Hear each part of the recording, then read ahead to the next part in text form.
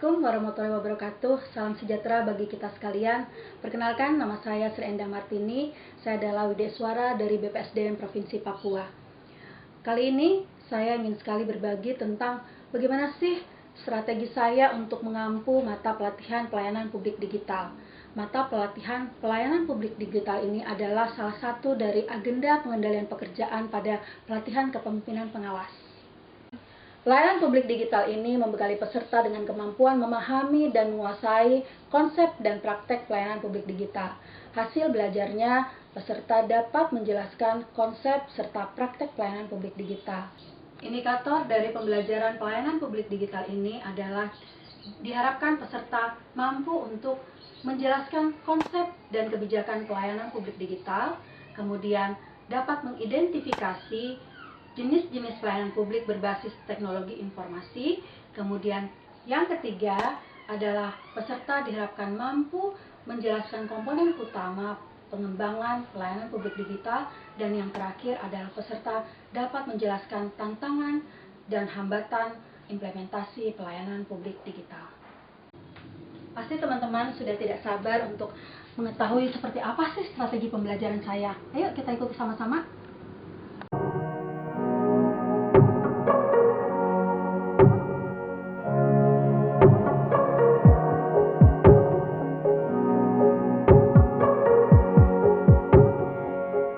Untuk membingkai pemikiran peserta agar masuk ke dalam materi pelayanan publik digital, saya akan menayangkan foto atau cuplikan video pelayanan publik non-digital dan pelayanan publik digital.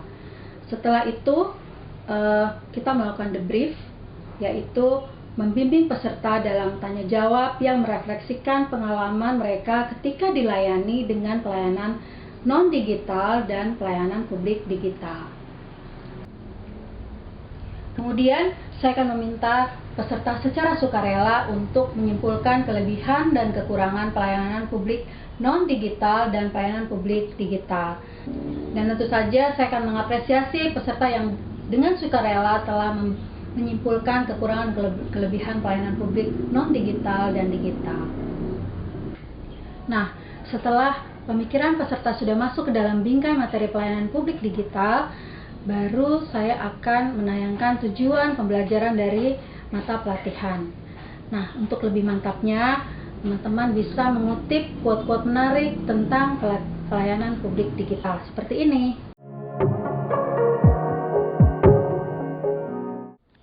Supaya lebih seru, kita lakukan pretest dan kita gunakan aplikasi Kahoot supaya peserta lebih antusias dan tertarik dengan mata pelatihan kita. Nah, peserta yang mendapatkan nilai tertinggi akan mendapatkan hadiah yang menarik. Dijamin teman-teman, peserta akan mengikuti seluruh rangkaian mata pelatihan pelayanan publik digitalnya dengan sangat antusias. Baik, kita masuk ke materi pokok pertama, yaitu konsep dan kebijakan pelayanan publik digital.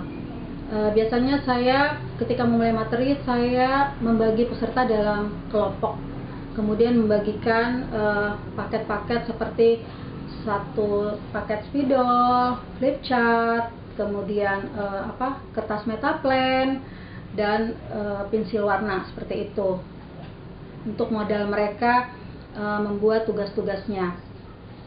Nah, untuk masuk ke dalam konsep kenapa begitu penting pelayanan publik digital bagi pejabat pengawas, saya menayangkan 3 emoticon: wajah marah yang berarti pelayanan buruk, wajah biasa saja yang berarti pelayanan yang biasa-biasa saja, dan kemudian yang terakhir adalah wajah yang tersenyum lebar, yaitu berarti pelayanan yang sangat baik.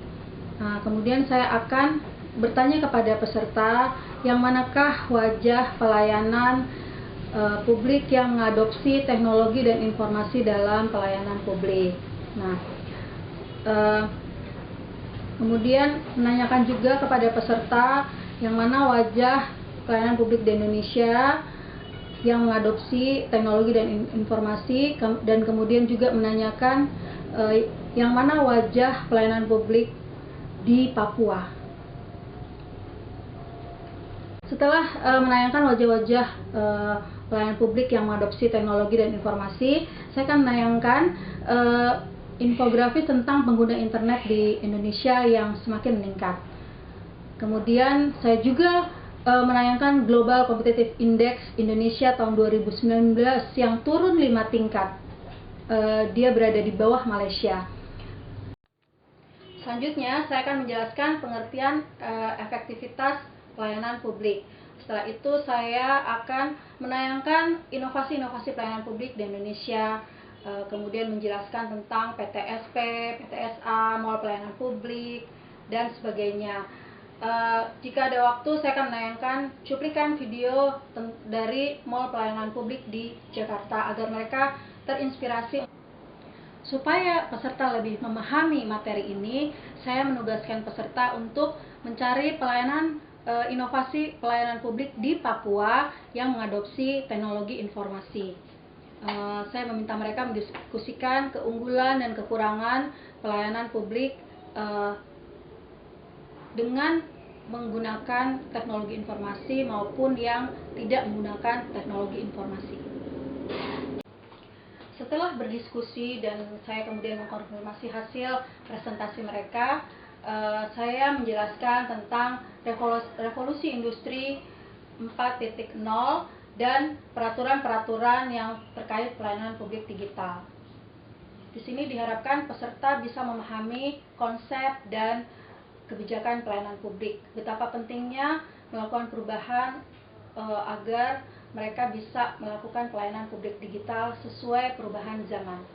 Sekarang kita masuk ke materi yang kedua, yaitu jenis-jenis pelayanan publik.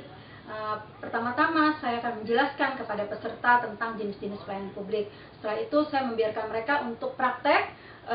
Mereka membuka website pemerintah, kemudian mereka mengidentifikasi yang ini jenis pelayanan publik apa, apakah publikasi, interaksi, atau transaksi. Masuk ke materi yang ketiga, yaitu tentang komponen utama pengembangan pelayanan berbasis teknologi informasi.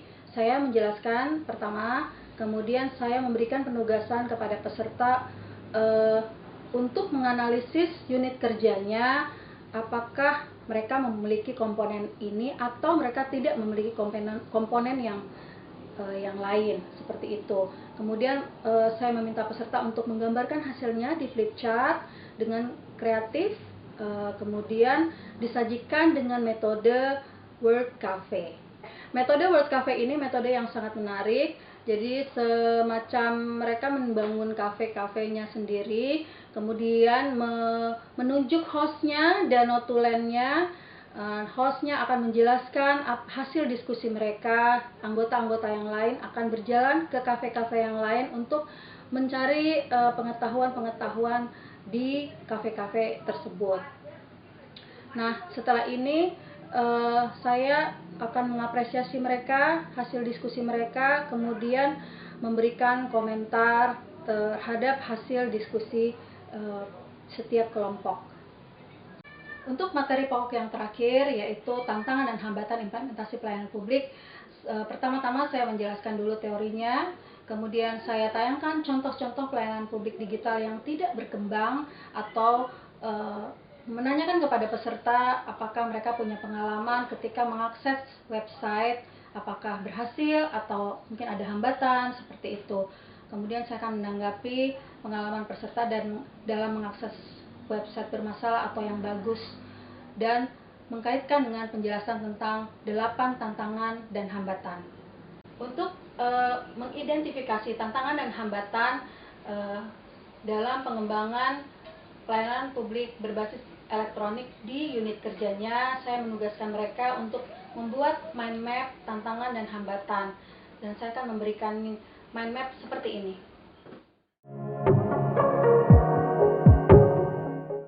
Dengan memberikan tugas membuat mind map ini, peserta akan semakin antusias dan mengenali tantangan dan hambatan di unit kerjanya, sehingga mereka lebih antusias dalam mengerjakan tugas-tugas berikutnya.